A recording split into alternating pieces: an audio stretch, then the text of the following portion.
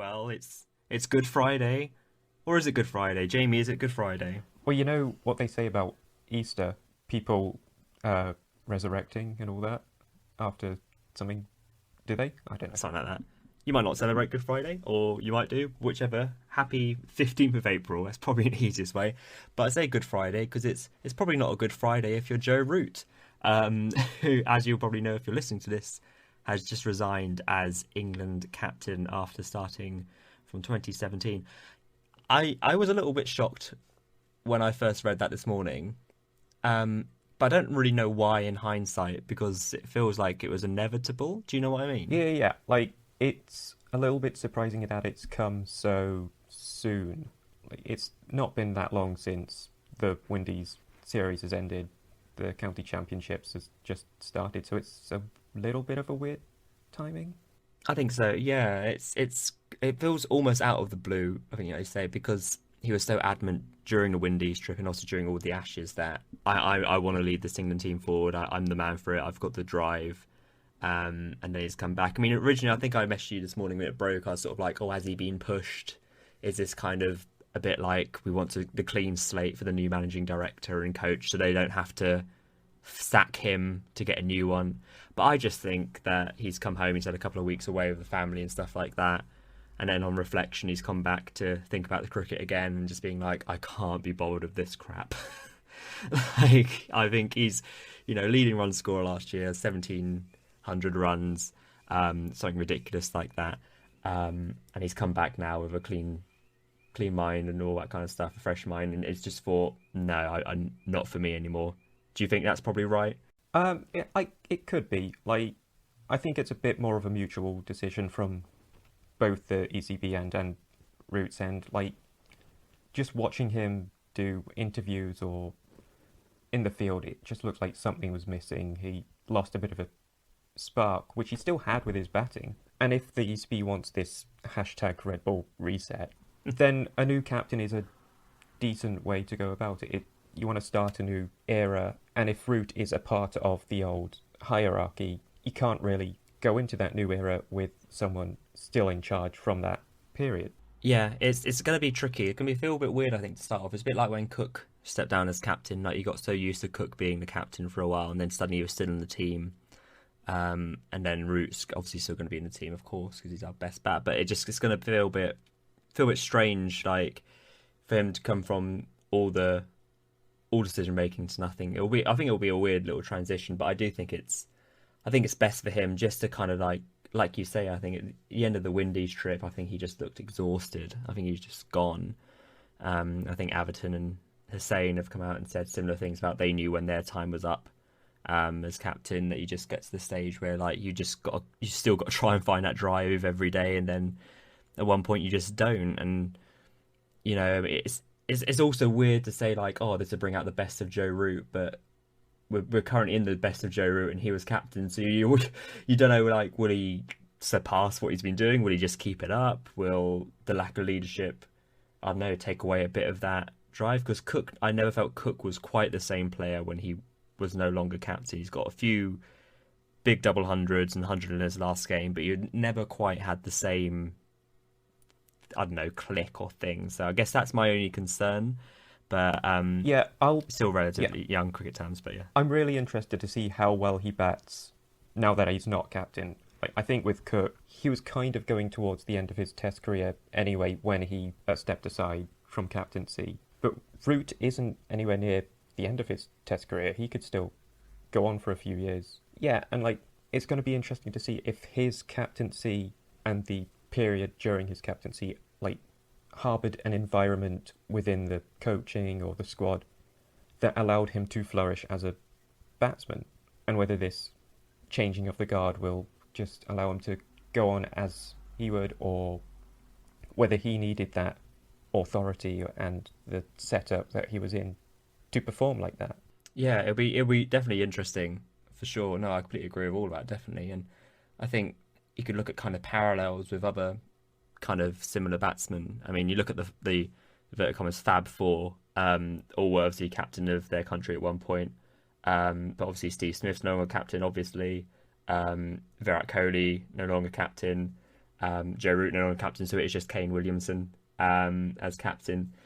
And Cody's been a little bit on the decline for a while. He's not had a really big score or mountains of runs in a while, and you could say that's a lot of the kind of BCCI thing in the background, but obviously he's no longer captain, so it'll be quite interesting to see how he goes. Smith obviously had that mental year and a bit when he came back into the team from about 2019 of the Ashes, but he's sort of slowly still scoring runs decently, but nowhere near at the lick that he was. He's also captained Australia since. Yeah, he had about one game, didn't he? Yeah. He came as captain, didn't he? I forget that. Yeah, of course he did. Yeah, good memory. I think I've forgotten that Ashes series as quick as I could.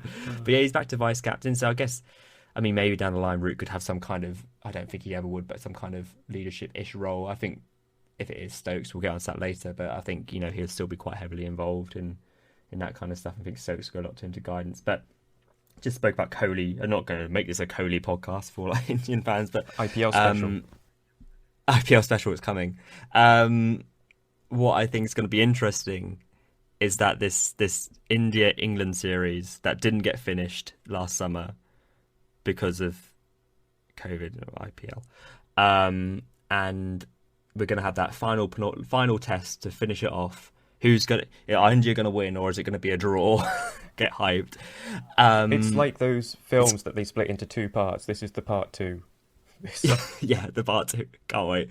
But you're not going to... So from last summer, Root and Kohli were captain. Now this time next year, or this year even, Root and Kohli are not going to be captain. It's going to be Rohit Sharma and probably Ben Stokes, two completely different figureheads and probably two completely different lineups as well. It's just going to be bizarre that you're still going to be playing that same series, but so much is going to have changed in that time. I'm really interested to see how that one-off game goes. I think it's going to be weird. But yeah, in terms of, I'm just going to do a few statos because I know you love your stats, don't you, Jamie? I love my stats. Yeah, and I've got quite a lot. There's quite a lot of fun ones going around, and I've got I think about 3 different points I think to cover in this first little YouTube series. Exclusive to the YouTube. Thank you, YouTube, for listening. But yeah, so currently, just to set the picture, England currently have no test captain, no long-term head coach, managing director, or a board of selectors. So we're currently in a good void of English cricket. I mean, you never know. You never know. Like, that sort of thing could be beneficial to a cricket side. Having Maybe, no authority figure at all. No one, just whoever turns up to Lord's first in June plays. Right, so Root's statos as captain. He has had the most matches as an England Test match captain, 64. The most wins, which ECB were very happy to write home about, but obviously he's captained most matches, so he's won 27 tests, but he's also lost the most tests as captain as well, 26. Yes. So do you have a? You're painting him. Do you have a win percentage? Because that would be a bit more of a. That would be a more useful. I do not stat. have a. I don't have a percentage, but I mean from that 27 and 20. There's the main thing I think from that is there's so little draws. It's either win or lose, and I think that's a lot of things of the product of the system and the coaching and our batting being crap, but 27 wins, 26 losses. There's not many draws in there at all, is there? So he's both the best captain of England and also the worst captain of England. So it's quite interesting. I think that also Everton was saying this earlier. I think that kind of exactly sums him up as a captain as well, because he's not a bad captain, but you wouldn't look at him and be like, he's a really influential captain as well either. I think he's very middling. Like, he made a lot of, I think, very bad calls during the recent Ashes, which I'm now bringing back all those memories, the toss at Brisbane and selection and things like that. Tactically, sometimes, things with like Leach and stuff bowling, there's no trust in spinners. There's a lot of kind of tactical stuff that's a bit... But he also sometimes, if he does bring out sometimes the best in potential players, I guess, as well, and especially himself and as a batsman. So, don't know. I think middling is perfect, I think, for Root, would you say? Yeah, like, is he a captain that was like leading from his batting or something like that? Like, whenever you see England looking for a wicket, or they're during the phase where there's a 100-run partnership between 7th and 8th wicket. Like, Root's never on the front foot with those sort of decisions. He's never like intuitive or ingenious with like fielding changes or bowling changes. It seems like it's still like, this is the plan. We're going to stick to it, and we won't deviate it from it until we get a wicket. Like, he's never had Yeah. that sort of just genius moment in the spontaneously to just change a game. I completely agree, definitely. And you also could say that's a product of the coaching and all their planning and all that stuff. But yeah, at the end of the day, it would come down to the person who's on the field. But yeah, a few little other statos. Most runs as an England captain, 5,295. He got 1400s and 26 50s. Yeah, so he got the most 50 plus scores as well as a captain. So he got 40 overall. And that's 22% of the entire team total over that time as well for the 50 plus scores, which is mad. Yeah, most hundreds in that time, 33% of the total England hundreds. The runs as well was 17% of the total England runs. Most catches in the field over that time, 87, 19% of the total. And also the cheapest fifer as well. He obviously got 5 for 8 against India last year, which was nonsense. But at the end of the day, you can have all these, incredible stats as a leader and all those personal milestones. But the fact of the matter is, he's won one test out of his last 17. And I think we mentioned in one of our previous podcasts, in any line of sport, I think that's quite damning. I think that's always going to be, the bell's probably going to be tolling if you only won one game out of 17, especially test matches as well, being 5 days. I guess you're extending those if it's a different sport or something like that. But that's not a great win percentage, that one. It makes you question, why wasn't Silverwood sacked earlier? Why isn't Root even considered to be sacked with that form? Yeah, it's awful. Yeah, no good. But yeah, so those are did you have any stats as well? No, because you do love your stats. I love my stats, my stat attacks, but no, I think they kind of sum up Root's reign as captain. Like, individually brilliant, but the team flounders, and it's sort of, in my mind, it like supports the idea that his captaincy was harbouring an environment that like helped his personal achievements rather than the team itself. I don't ever think like in a kind of selfish or vindictive No. way at all, but but is obviously an environment that really flourished for him. He wanted to bat at 4, and pretty much all of his captaincy career he batted at 4 because that's where he enjoyed to bat most. And you can't really argue with the results of that. And I imagine the next captain will probably put him at 4 because you want the best of Joe Root. You're not going to say bat at 3, which he obviously doesn't want to do. I mean, I would, but open with him again, that'd be great. But yeah, I think the other two things, well, there's 3 other things, but 2 quick ones, just to go over the kind of the highs and the lows. So I think from the highs of his captaincy, I think one of the highs for me for home performances when they beat India at home in 2018, when they won that series, I think in the end 4-1. When it was a really close series, I think it might have been 3-1. Maybe I'm giving them an extra win. But yeah, there's some real great performances. You had the kind of emergence of Sam Curran in that series. Cook got 100 in his last game, as well as Root was getting 100 in that last test at the Oval. I think that was a really, really great win. You've also got some rare, but you have some away wins. So they beat Sri Lanka away twice. I think the first away win was better than the second. I think the second one was that was always going to happen. But the first away win in 2018 was great. You had Ben Folkes get 100 on debut. Leach, Rashid and Ali had a kind of trio of spinners, which works really, really well. But I think his best performance, is when they beat South Africa in 2019-2020, when they won that one 3-1 after being 1-0 down in the first game. They had a really, really good win at Cape Town, and you felt at that point this team is starting to gel. You've picked players who work well at county, so Burns and Sibley had come fresh off of good form, and they provide a good kind of platform. You had Denley at 3, who was, chewing up deliveries. But there was that series we were very rarely 10 for 2 or anything like that, or 15 for 3. It was they were seeing out the morning sessions and things like that. Might not be scoring massively or scoring huge runs, but it was making sense. Pope was in at 6 and he got 100 in that series. It was all just felt like it was starting to click. Like we've got a team here. But we'll come back to what happened after that in a second. But I think, yeah, obviously the runs as him as well as a massive high.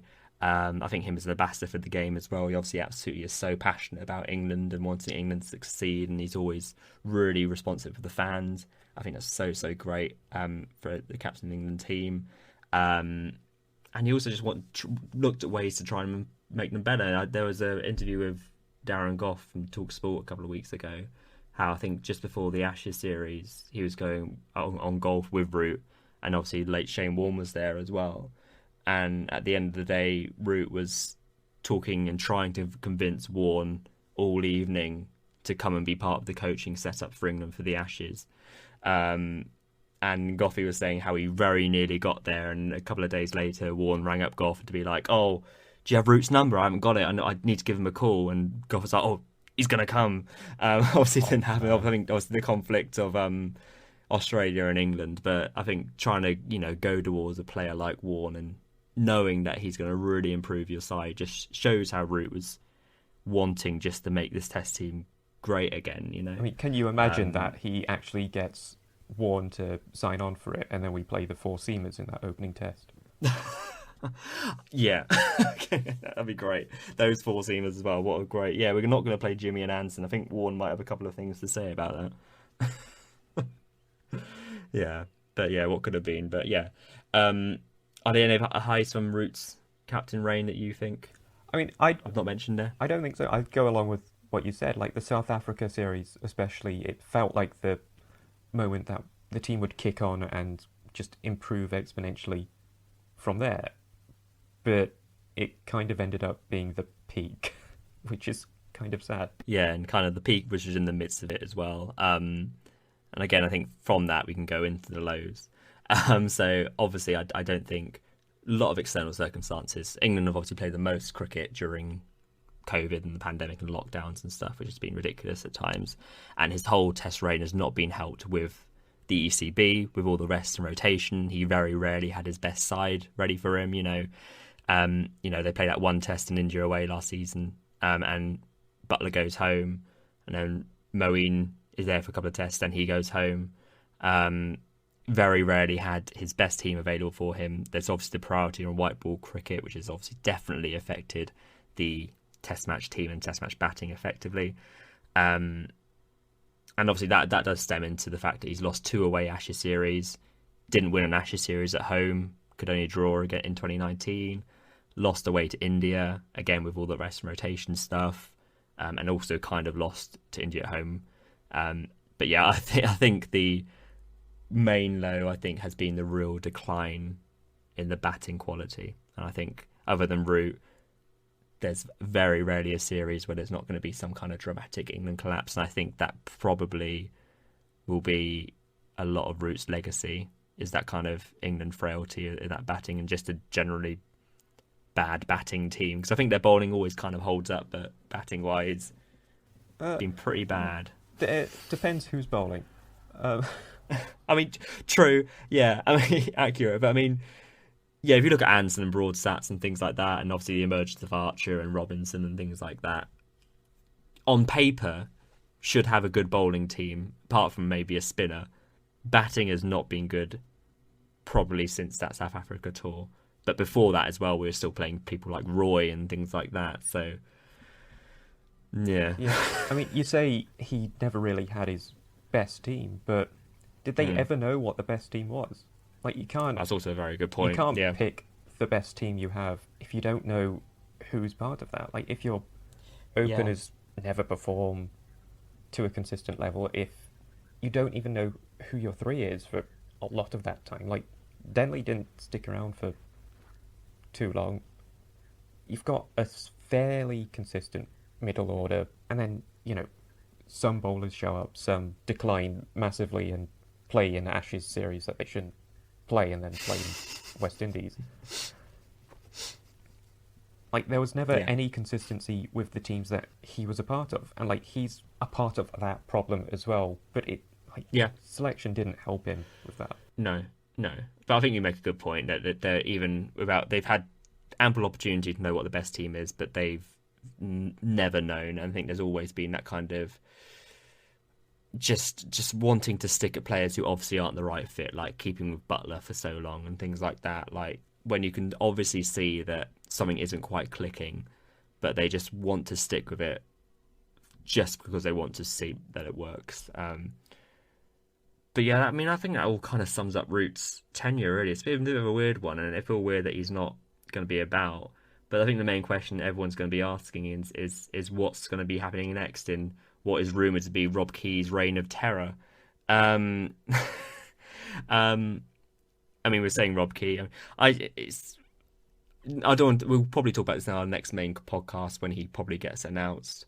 I I don't think it's the worst possible thing in the world. It's he's better than Ashley Giles. I'll definitely say that. But I think the main question is who's going to be the next captain. And I think that probably does blend into a bit of who the next managing director is, because I think Rob Key said a little while ago that he thought Butler is the next best captain, but he has also said that Butler doesn't get into this team on merit, so then it can't be Butler. Is it definitely just Stokes for you?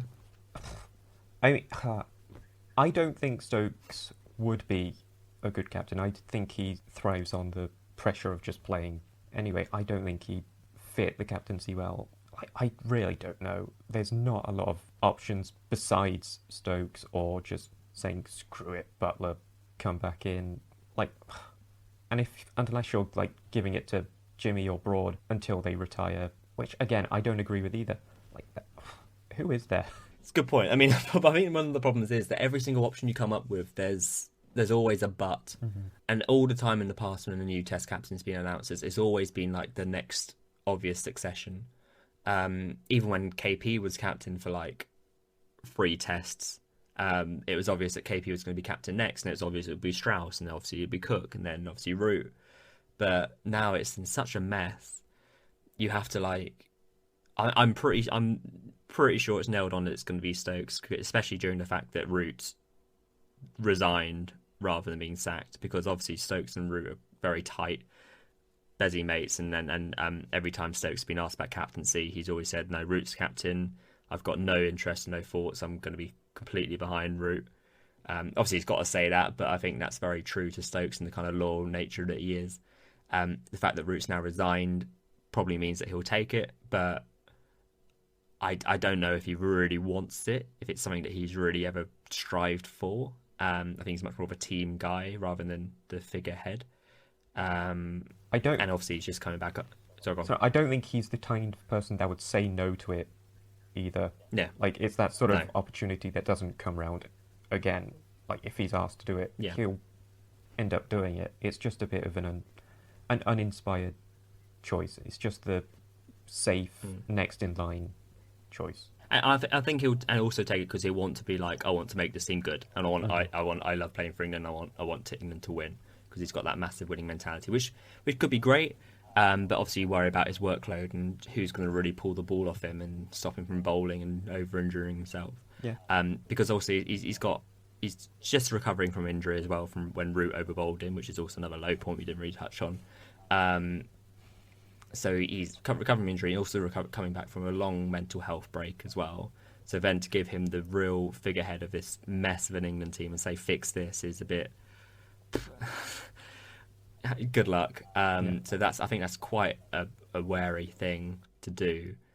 I think it will be him. If Rob Key does come in as the managing director, I could kind of see Zach Crawley taking it. Like, Key loves a bit of Crawley. I think when he scored 200 and he scored a massive 200. 67, yeah. Yeah.